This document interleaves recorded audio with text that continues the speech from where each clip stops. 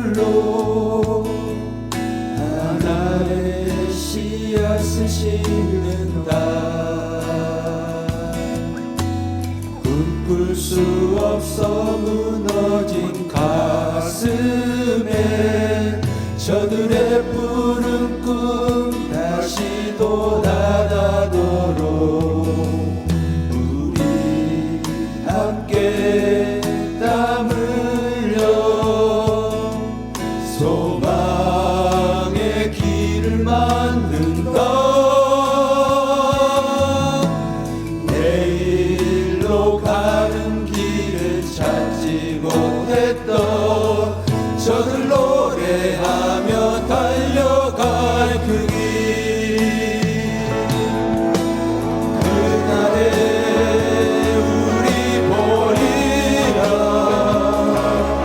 새벽 이슬 같은 저는 일어나 뜨거운 가슴 사랑의 손으로 이 땅 치유하며 행진할 때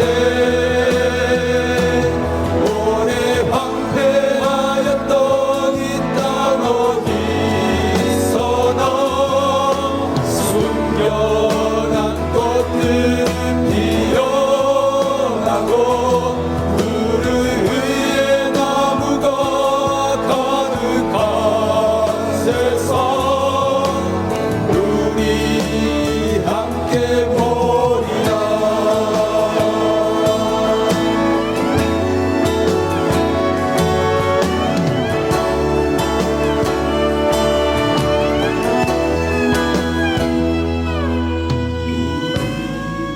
오늘 눈물로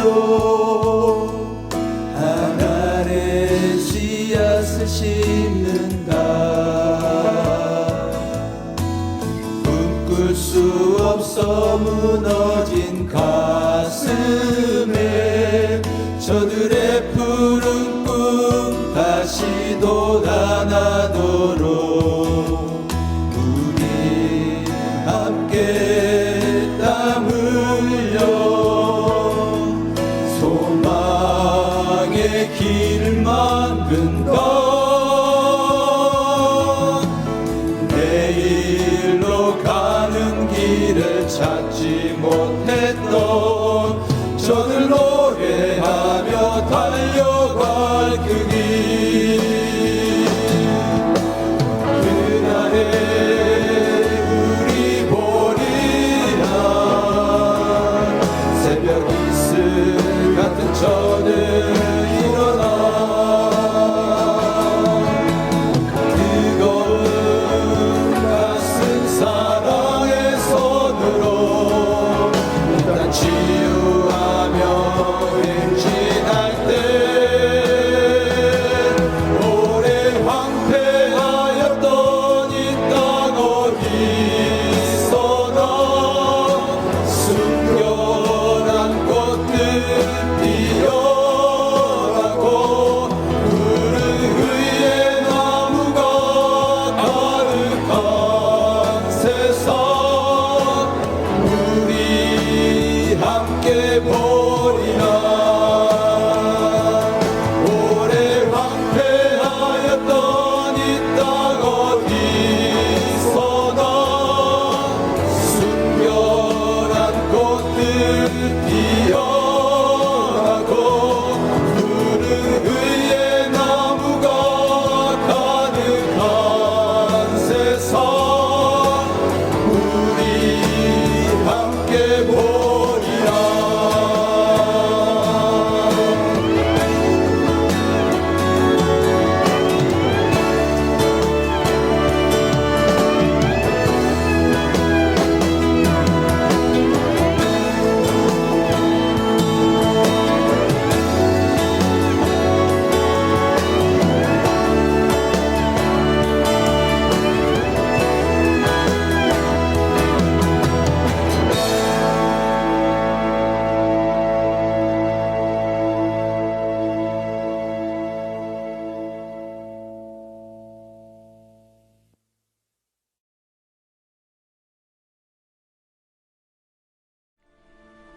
그러므로 너희는 이렇게 기도하라. 하늘에 계신 우리 아버지여, 이름이 거룩히 여김을 받으시오며 나라가 임하시오며 뜻이 하늘에서 이루어진 것 같이 땅에서도 이루어지이다. 오늘 우리에게 일용할 양식을 주시옵고 우리가 우리에게 죄 지은 자를 사하여 준 것 같이 우리 죄를 사하여 주시옵고 우리를 시험에 들게 하지 마시옵고 다만 악에서 구하시옵소서. 나라와 권세와 영광이 아버지께 영원히 있사옵나이다. 아멘. 오늘도 주님의 이름으로 문안합니다. 날마다 주님께서 적절한 은혜, 풍족한 은혜 주시기를 주님의 이름으로 축복합니다. 오늘도 찬양팀의 찬양을 통해서 귀한 은혜를 받습니다. 마치 뮤직비디오를 보는 것 같죠. 한 분 한 분의 귀한 섬김과 헌신이 하나의 씨앗이 되어서 우리 선교 회원들에게 그리고 선교회에 또 우리 기아자동차에 큰 은혜가 임할 줄을 믿습니다. 더욱 주님 안에서 강건하시기를 주님의 이름으로 축복합니다. 오늘은 주기도문 11번째 시간입니다. 오늘 우리의 확신을 위하여 라는 말씀으로 함께 은혜를 나누기를 원합니다. 하나님의 자녀가 되어서 하나님을 우리 아버지라고 부르기 시작하는 신자들은 더 이상 내 이름과 내 나라와 내 뜻을 위하여 살지 않고 하나님의 이름과 하나님의 나라와 하나님의 뜻을 이루기 위하여 살아가게 됩니다. 그러나 그렇게 소망한다고 이루어지지 않죠. 우리에게는 일용할 양식들이 필요하고 일용할 용서가 필요하고 일용할 구원이 필요합니다. 하나님의 도우심이 필요하죠. 그때 우리는 기도를 합니다. 또한 주께서는 바로 그것을 위해서 기도하게 하시는 것입니다. 하나님의 나라와 이름과 뜻을 위하여 살기 원하는 자들에게 하나님께서 그렇게 살 수 있도록 모든 것을 공급하신다고 하는 약속이 있는 것이죠. 그러니 주기도문은 그저 우리의 소원 성취를 위한 주문이지 않고 하나님의 약속입니다. 일용할 양식들을 부어주시고 일용할 용서들을 허락해 주셔서 우리로 하여금 수많은 사람들을 용서하며 사랑을 베푸며 살 수 있도록 하신다는 것이며, 그렇게 살고자 해도 날마다 사단의 시험이 있을 것인데 그때마다 우리를 구원하시고 회복시키시겠다는 것을 약속하시는 것이죠. 그러니 우리는 하나님의 이 약속을 믿고 믿음으로 기도할 수 있는 것입니다. 그래서 여러분은 이 주님의 약속을 믿으십니까? 확신하십니까? 무엇이든지 구하면 하나님께서 반드시 준다고 믿고 기도하고 계십니까? 우리가 찬양할 때에는 이 황폐했던 땅에 주께서 은혜 주실 것입니다 라고 선포하지만, 찬양은 쉽지만, 그리고 또한 기도하는 것도 차라리 쉽지만, 우리가 그렇게 믿음의 확신을 가지고 살아내는 것은 사실 너무나 어렵습니다. 우리 삶의 현실 때문이죠. 또 우리의 연약함 때문입니다. 우리의 질병, 우리의 믿음 없음, 세상 살아가는데 필요한 모든 것들, 그것들로 인하여서 우리는 발목 잡혀서 믿음의 확신을 가지지 못하고 두려워하며 염려하며 걱정하며 사는 것이 바로 우리들인 것입니다. 어느 날 아빠와 딸이 자동차를 타고 어디론가 가고 있는데 그 차 안에 벌이 들어옵니다. 이 딸이 기겁을 했겠죠. 너무 무서워서 그 벌을 잡아달라고 아빠에게 요청을 합니다. 도로 가로 세우고 이 아빠가 벌을 딱 잡습니다. 꼼지락꼼지락 하시더니 그 벌을 다시 놔줘 버립니다. 그러니 다시 어떻게 되겠습니까? 딸은 무서워서 벌벌 떨죠. 어떻게 다시 벌을 놔주냐 하는 거죠. 아, 우리 아빠 맞냐? 이러는 거죠. 그때 아빠가 그 손바닥을 보여줍니다. 벌침을 아빠가 이미 맞았어. 이 벌은 벌침을 한번 놓으면 다시 힘을 쓰지 못해. 그러니까 너를 더 이상 해롭게 하지 못할 거야. 근데 딸은 이해를 할 수 없죠. 이 사실을 알지 못하면 받아들일 수가 없는 겁니다. 사실 우리가 이 딸과 같지 않은가 싶습니다.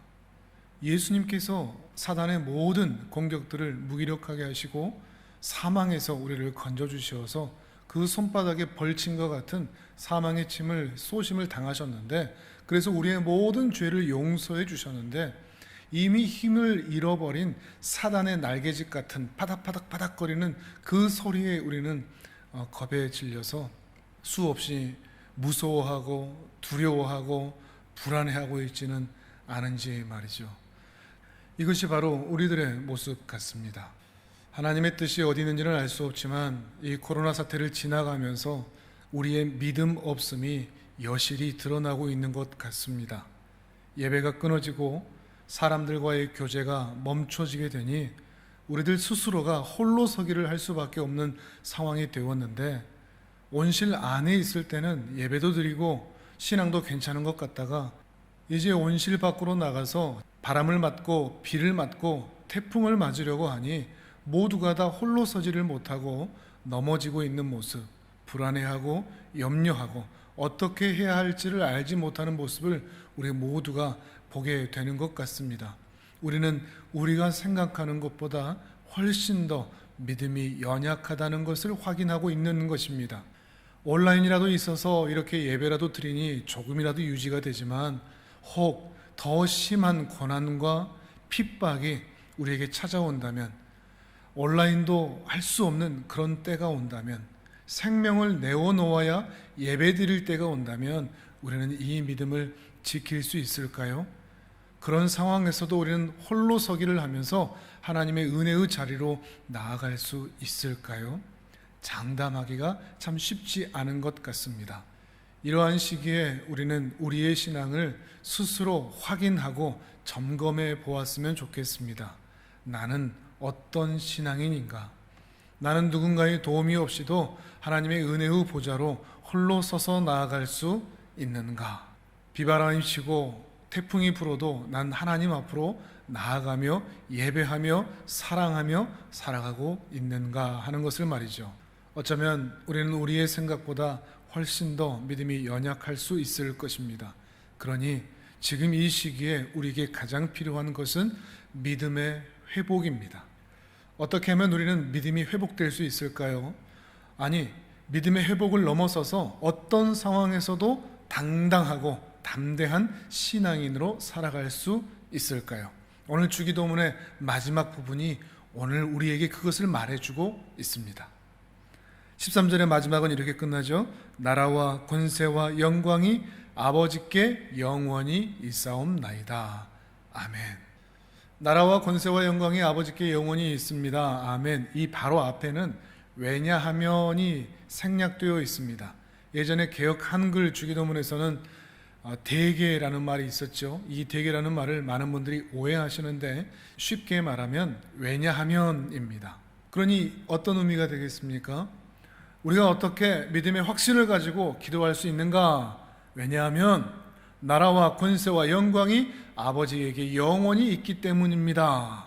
이런 의미가 되는 것이죠. 기도 응답의 근거는 우리에게 있지 않습니다. 얼마나 뜨겁게, 얼마나 자주, 얼마나 제대로, 얼마나 열심히 그렇게 기도한다고 해서 기도 응답이 되는 것이 아닙니다. 또는 반대로 기도가 어눌하고 끈기 있지 못하고 열심을 내지 못한다고 기도 응답을 받을 수 없는 것도 아닙니다. 기도 응답의 근거는 우리에게 있지 않습니다. 오직 하나님께 있습니다. 오늘 본문은 그것을 말해주고 있는 것입니다. 우리의 기도를 접수하시고 우리의 기도를 결제하시고 우리의 기도를 처리하시는 분은 오직 하나님 한 분뿐이기 때문입니다. 나라와 권세와 영광이 우리 아버지께 있기 때문이죠. 그러니 믿음으로 확신에 찬 기도를 하고 싶다면 이 아버지께 집중하셔야 됩니다. 무엇보다도 이 아버지를 우리가 믿는 수준보다 더 높이셔야 됩니다. 나는 더 낮추고 우리 아버지는 더 높이셔야 합니다. 그래서 하나님께서 얼마나 크신 분이신지에 대한 인식, 하나님의 광활하심, 하나님의 전능하심, 하나님의 아름다우심, 하나님의 탁월하심에 대한 깊은 인식과 믿음이 있어야 한다는 것입니다. 모든 나라가 그의 것입니다. 모든 나라가 그의 것이라는 것은 세상 모든 것을 다스리는 분이 오직 하나님이라는 것입니다. 하나님께서 왕이시라는 것이죠. 그래서 우리 개신교에서는 유일한 단 한 분, 하나님만이 왕이시라고 해서 우리는 하나님이라고 부릅니다. 우리 전통적으로 이 신을 하늘님이라고 부르는 것을 우리가 몰라서 하나님이라고 부르는 게 아닙니다. 많은 사람들이 하늘님 또는 하느님이라고 부르고 있습니다. 우리도 그렇게 불러도 됩니다. 바로 그분이 그분이라고 말이죠. 그러나 하늘님이라는 것은 마치 하늘에만 계시는 것 같은, 땅에는 안 계신 것 같은, 바다에는 안 계신 것 같은 그런 이미지를 줍니다. 그러나 우리는 하나님이라고 부르면서 온 세상에 단 한 분의 신, 단 한 분의 하나님, 온 세상을 다스리는 유일하신 왕, 이런 의미로서 우리 믿음의 선배들은 하늘님이라고 부르기를 거부하고 하나님이라고 불렀던 것입니다. 우리에게도 이 믿음이 필요합니다. 온 세상의 유일하신 하나님, 그 하나님을 우리는 믿는 것이며 우리는 그분께 기도하고 간구하고 있는 것입니다. 또한 모든 권세가 그의 것입니다. 왕이라고 하는 이름만 있는 것이 아니고 실제적인 권력, 권세, 힘이 있다는 것을 말해주고 있는 것입니다. 우상들도 신이라고 불리죠. 그러나 그들에게는 힘이 없습니다. 능력이 없죠. 그 우상들과 우리 하나님은 다릅니다. 우리 하나님은 왕이심과 동시에 그 왕의 힘과 권력을 가지고 있습니다. 그 힘과 권력을 우리는 매일매일 느끼고 있죠. 온 우주를 붙잡고 계신 분이 누구실까요? 아침에 해가 뜨게 하시고 저녁이면 해가 지게 하는 분이 어느 분이실까요? 사계절이 있게 하신 분이 어느 분이실까요? 이 온 우주를 강한 팔로 붙잡고 계시는 권세가 있는 분, 권력이 있는 분, 힘과 능력이 있는 분, 우리는 그분께 기도하는 것입니다. 그러니 우리의 기도가 응답될 것이 분명하죠. 또한 모든 영광이 그의 것입니다. 모든 영광이 그의 것이라는 것은 하나님은 왕이라는 신분과 함께 힘과 권세가 있을 뿐만 아니라 그 힘과 권세가 찬양받기에 합당하다는 것입니다. 모든 사람들이 그 다스리심에 승복하며 찬양할 수밖에 없다는 것입니다. 독재자도 왕이라는 신분과 권세는 있지만 아무도 영광을 돌리지는 않습니다. 그러나 하나님은 그가 하는 모든 일이 다 합당합니다. 그러니 모든 만물이 박수를 칠 수밖에 없죠. 온 천하 만물들이, 천군 천사들이, 그리고 우리 믿음의 선배들이, 그리고 오늘 우리가 하나님께 영광을 돌릴 수밖에 없는 것입니다. 그의 통치가 의롭고 합당하기 때문이죠. 이렇게 모든 나라와 모든 권세와 모든 영광이 그의 것인 것입니다. 나라와 권세와 영광이 아버지께 영원히 있습니다. 여러분 이걸 믿으십니까? 정말로 믿으신다면 기도하고 나서의 자세가 다릅니다. 정말 하나님께서 나라와 권세와 영광이 그에게 있기 때문에 우리의 모든 기도를 들으시고 일하신 줄을 안다면 기도하고 나서의 자세가 그리고 마음이 달라집니다. 이미 평안합니다. 받은 줄을 압니다. 주께서 일하실 줄을 믿습니다. 기쁨이 있습니다.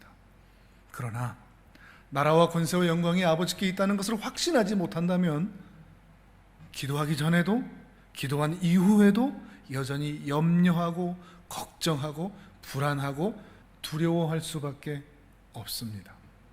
여러분은 기도한 이후에 기도자의 자리에서 일어났을 때 여러분의 마음가짐이 어떠하십니까? 그것을 보고서 확인해 보십시오. 나는 정말로 하나님을 신뢰하는가? 그래서 모든 문제들 가운데 믿음으로 기대하고 소망하면서 미리 감사하고 있는가? 기뻐하고 있는가? 내 마음은 평안한가? 하는 것입니다. 이 은혜가 있기를 주님의 이름으로 축복합니다. 하나님께서 내 기도를 들으신다. 부족한 지식, 엉뚱한 것 구하고 짧고 미련한 기도의 내용들을 한다고 할지라도 주께서는 내 기도를 접수하셨고 결제하셨고 처리하실 줄을 믿는다. 나를 최상의 길로 인도하실 줄도 믿는다. 여러분의 마음이 이러한 마음으로 평안하시기를 다시 한번 주님의 이름으로 축복합니다. 이제 두 번째입니다. 아버지를 높이는 기도를 해야 함과 동시에 아멘으로 마치는 기도를 해야 합니다. 우리가 아멘이라는 말 참 많이 사용하죠. 동의합니다. 그렇게 될 줄 믿습니다. 라는 뜻이죠. 특히 기도할 땐 더욱 그렇습니다. 우리 기도를 하나님이 들으시니 반드시 그렇게 될 줄을 믿습니다. 이런 확신의 말이 바로 아멘인 것입니다. 그래서 기도를 마칠 때마다 의심과 불안과 불만이 있는 것이 아니라 평안과 기쁨이 가득 찬 것이죠. 왜요? 아멘 했으니까요. 요한일서에서는 이렇게 말씀합니다. 그를 향하여 우리가 가진 바 담대함이 이것이니 그의 뜻대로 무엇을 구하면 들으심이라.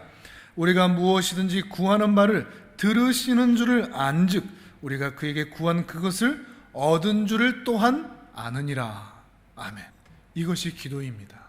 능력의 하나님께 기도할 때 우리는 이미 얻은 줄로 기도하는 것입니다. 다만 유의할 것은 있습니다. 탐욕으로 기도하는 것을 말하는 것은 아닙니다. 하나님의 이름과 하나님의 나라와 하나님의 뜻을 위하여 기도한 모든 것들, 그리고 그것을 위해 살고자 하면서 일용할 양식을 구할 때, 일용할 용서를 구할 때, 또한 사단의 시험 가운데 일용할 구원을 구할 때 주께서 반드시 은혜 주실 줄을 믿고 구하는 신자의 기도인 것입니다. 세상에 참 힘듭니다. 다들 흔들거립니다. 믿을 것이 없습니다. 그러나 이러한 시기에 단 하나 믿을 만한 분이 계십니다. 우리는 그분을 믿습니다. 그분을 의지합니다. 그리고 그분께 기도합니다. 그리고 그분이 신자로 살아갈 때 필요한 모든 것을 공급하여 주실 줄을 믿습니다. 우리는 그 믿음으로 이 혼탁한 세상, 헷갈리는 세상을 살아가는 것입니다.